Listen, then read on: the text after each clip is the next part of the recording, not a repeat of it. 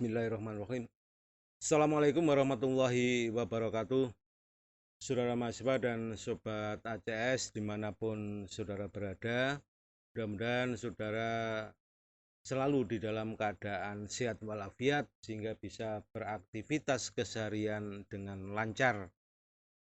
Sebelum saya melanjutkan materi ini, pada kesempatan ini perkenankan saya untuk mengucapkan terima kasih kepada saudara yang sudah mendukung channel ini sehingga memberi harapan atau semangat bagi saya untuk terus membuat konten-konten ini meskipun dengan keadaan yang serba terbatas. Artinya mungkin dari segi kualitas tidak meningkat, tapi mudah-mudahan materinya ini bisa memberi inspirasi. Baik, pada kesempatan kali ini saya akan lanjutkan materi mengenai problematik karena akibat tidak bayar utang. Jadi akibat hukum kalau si penerima pinjaman itu tidak bayar utang. Pada kesempatan ini saya akan gunakan istilah kalau bagi pemberi pinjaman atau pemberi utang itu akan saya sebut kreditur, sedangkan bagi penerima utang atau penerima pinjaman itu saya sebut debitur, yaitu pihak yang wajib berprestasi yaitu membayar lunas utang. Kita akan petakan sebab-sebabnya. Apa sih sebab-sebab seseorang debitur itu tidak bayar utang? Kita lihat sebab-sebabnya. Ini yang pertama adalah si debitur itu tidak mampu bayar. Tidak mampu ini bisa saya kategorikan yang pertama itu adalah karena si debitur ini sudah tidak lagi memiliki harta kekayaan yang cukup untuk membayar hutang-hutangnya kepada kreditur. Ini yang pertama. Nah, tidak mampu ini bisa bermacam-macam. Mungkin pada saat membuat utang piutang keadaan debitur ini masih baik, kondisi ekonominya, harta kekayaannya masih cukup, tetapi selama sampai dengan jatuh tempo mungkin usahanya atau kondisi ekonomi semakin melorot sehingga jatuh miskin dan tidak lagi memiliki harta. Kemudian berikutnya tidak mampu membayar ini mungkin karena keadaan yang tidak terduga yang kita biasa sebut dengan overmah. Si debitur sebenarnya sudah ada etikat baik untuk membayar, sudah menyiapkan uang. Tetapi karena keadaan yang tidak dapat diduga, ternyata uang itu meskipun sudah disimpan sedemikian rupa, ternyata tetap kecurian atau perampokan. Atau sebelum bayar itu uang yang sudah disiapkan di rumah itu ternyata ada keadaan memaksa overmah berupa dilanda banjir bandang misalnya, sehingga uangnya hanyut. Maka kalau ada keadaan overmah terhadap debitur untuk membayar utang, ini secara hukum perdata ini overmah tidak berlaku. Artinya keadaan yang tidak terduga yang membuat hangusnya uang yang disediakan untuk membayar itu tidak lagi dapat dijadikan alasan untuk hapusnya utang. Bagaimana kalau akibat hukumnya terhadap dua keadaan ini, baik debitur tidak lagi memiliki harta maupun kalau menghadapi overmah, maka akibat hukumnya adalah yang pertama, utang itu tidak akan menjadi hapus. Artinya hak kreditur ini tidak akan hapus dan tidak pernah mengalami daluarsa. Dasarnya apa? Lihat nanti di pasal 1131 KUH Perdata. Di sana dijelaskan bahwa semua kebendaan debitur, baik yang bergerak maupun tidak bergerak, baik yang berwujud maupun yang tidak berwujud, baik yang sudah ada maupun yang baru akan ada di kemudian hari, semuanya menjadi jaminan perikatannya bagi kreditur. Oleh sebab itu, kalau pada saat jatuh tempo si debitur ini tidak mampu karena tidak memiliki lagi harta, maka utang itu masih dapat ditagih, masih dapat dibayar ketika suatu saat misalnya si debitur itu lalu misalnya mendapat undian hingga menjadi memiliki harta lagi, atau usahanya menjadi tumbuh berkembang lagi, atau menerima warisan, maka si kreditur masih bisa menagih dan kewajiban itu masih melekat pada diri debitur. Dengan demikian terhadap debitur yang tidak mampu membayar ini tidak dapat ditempuh dalam hukum pidana atau tidak dapat dipidana. Meskipun di dalam Undang-Undang Hak Asasi Manusia itu sudah ditegaskan sebenarnya bahwa tidak mampu membayar itu tidak dapat dipidana, tetapi sebelum ada undang-undang itu, ini kalau ada debitur yang tidak mampu membayar, ini tetap tidak dapat dilanjutkan ke tindak pidana. Karena apa? Karena ini adalah ranah perdata yang sanksinya itu, sanksi hukum perdata khususnya hukum perjanjian, itu menyasar pada kekayaan debitur. Jadi bukan pada diri si debitur, tetapi pada kekayaan milik debitur. Kalau kekayaannya nggak ada, ditunggu sampai nanti kapan si debitur itu memiliki kekayaan kembali. Ini akibat hukumnya. Sekarang bagaimana kalau terjadi kepailitan? Debitur pailit. Artinya sebenarnya si debitur itu masih memiliki harta. Akan tetapi si debitur itu memiliki kreditur lebih dari satu yang jumlah tagihannya itu atau jumlah utangnya debitur kepada kreditur itu jauh lebih besar dibanding kekayaan debitur. Maka kalau nanti ada permohonan kepailitan, entah dari permohonan si debitur atau kreditur, kalau itu dikabulkan pengadilan, maka harus ada penyelesaian kepailitan.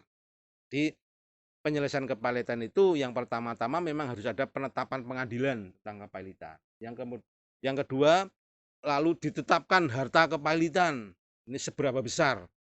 Berikutnya, lalu diadakan verifikasi terhadap kreditur dalam rangka nanti akan membuat urut-urutan, akan diklasifikasikan, oh ini kreditur konkuren, ini kreditur preferen, dan ini kreditur yang punya hak istimewa atau privilege. Maka nanti itu diselesaikan berdasarkan urut-urutan itu. Akibat lebih lanjut, kalau si kreditur preferen ini sudah diselesaikan dibayar lebih dulu, mengenai penyelesaian ini nanti terkait dengan kepailitan, saudara nanti bisa memperdalam lagi di hukum jaminan. Kalau misalnya penyelesaian itu sudah menyisakan harta yang diperuntukkan bagi kreditur konkuren, lalu harta itu tidak cukup membayar penuh semua kreditur konkuren, lalu ada sisa. Ada utang yang masih harus dibayar kepada kreditur karena tidak bisa dilunasi penuh. Maka akibat hukumnya terhadap sisa utang di dalam kepailitan atau tagihannya kreditur yang tidak dibayar penuh di dalam kepailitan ini, statusnya berubah menjadi perikatan alamiah atau perikatan bebas. Kewajibannya si debitur ini adalah kewajiban bebas yang tidak dapat digugat di pengadilan melalui pengadilan. Kreditur masih punya tagihan kepada debitur, tetapi tagihan itu tidak bisa diwujudkan melalui pengadilan. Apakah ada utang? Ada. Buktinya apa? Kalau itu dibayar, maka tidak dapat ditarik kembali. Bahasa sebutan bahasa Banyumasnya itu kalau ada perikatan alamiah itu suatu perikatan atau suatu kewajiban yang dibayar kena, ora ya kena, ini istilahnya.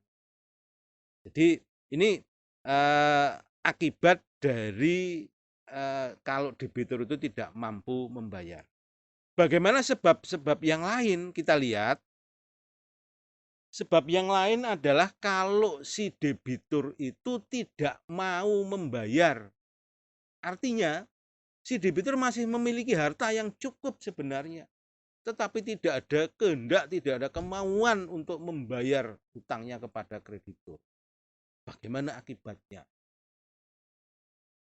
Dengan bertitik tolak pada penyelesaian yang tadi di dalam kondisi debitur tidak mampu membayar, maka di dalam setiap kewajiban di dalam hukum perdata itu sanksinya adalah menyasar pada harta kekayaan, bukan pada diri seseorang. Maka jalan keluarnya adalah atau tindakan apa yang harus dilakukan oleh si kreditur, maka si kreditur harus menempuh melalui jalan gugatan perdata ke pengadilan sekaligus disertai dengan permohonan sita jaminan atau konservatur beslah. Ketika memasukkan gugatan sekaligus mengajukan permohonan, mengajukan benda-benda milik debitur untuk diletakkan sita pada benda tersebut. Tujuannya untuk apa? Untuk menjamin ketika nanti si kreditur dimenangkan, untuk menjamin pelaksanaan putusan pengadilan atau eksekusi, sehingga nanti benda yang disita itu bisa dijual lelang, hasilnya untuk membayar kreditur. Ini jalan keluarnya dalam hukum perdata seperti itu. Dengan demikian, maka kalau ada kita menghadapi debitur yang tidak mau membayar hutang, maka debitur juga tidak dapat diajukan pemidana, tidak bisa ditempuh pidana. Di dalam praktek biasanya kalau menghadapi debitur yang tidak mau seperti ini, biasanya si kreditur itu menyuruh seseorang untuk menagih, yang memang kalau perusahaan ya ada divisi untuk menagih, itu yang biasa kita kenal di masyarakat itu dengan nama debt collector, yang biasanya ini suka mengintimidasi, suka menakut-nakuti dan sebagainya. Karena bagaimanapun seorang kreditur memang menghendaki bahwa uang yang dulu dipinjamkan itu bisa kembali. Oleh sebab itu dengan cara-cara yang lebih praktis barangkali, kalau debitur ini mungkin tidak tahan, mungkin dia akan mau bayar meskipun dengan terpaksa. Tetapi seringkali itu juga menimbulkan persoalan-persoalan di luar ranah hukum perdata kalau seperti itu. Nah, ini mengenai akibat hukum dari tidak bayar utang, saya skemakan seperti ini adalah skema bebas. Saudara boleh nanti berimajinasi seperti apa pengembangannya boleh, sehingga skema ini tidak mutlak atau tidak mengikat. Ini hanya sekedar untuk memudahkan kita memetakan, memilah-milah bagaimana kalau debitur itu tidak mau bayar, maka tidak serta-merta itu bisa dipidanakan, itu tidak bisa. Kecuali kalau memang ada perbuatan-perbuatan yang ada tindak pidananya, itu baru bisa. Baik saudara sekalian, ini yang bisa saya sampaikan. Mudah-mudahan bisa memberikan inspirasi bagi saudara untuk belajar, untuk mengembangkan, khususnya nanti saudara mahasiswa Fakultas Hukum yang mungkin akan menjadi pengacara atau menjadi hakim. Kalau menghadapi hal seperti ini, paling tidak ada dasar-dasar bagaimana kita menyelesaikan utang piutang di dalam teori dan praktek. Satu hal yang barangkali bisa nanti menjadi bahan perenungan, bagaimana kalau misalnya tidak mampunya si debitur membayar utang ini karena mungkin juga ada itikat buruk misalnya. Pada saat ditagih tidak mampu, tapi tidak mampunya ini mungkin karena kesengajaan. Meskipun sudah dijamin dengan keseluruhan harta, tetapi hartanya dibuat tidak memiliki, tidak punya.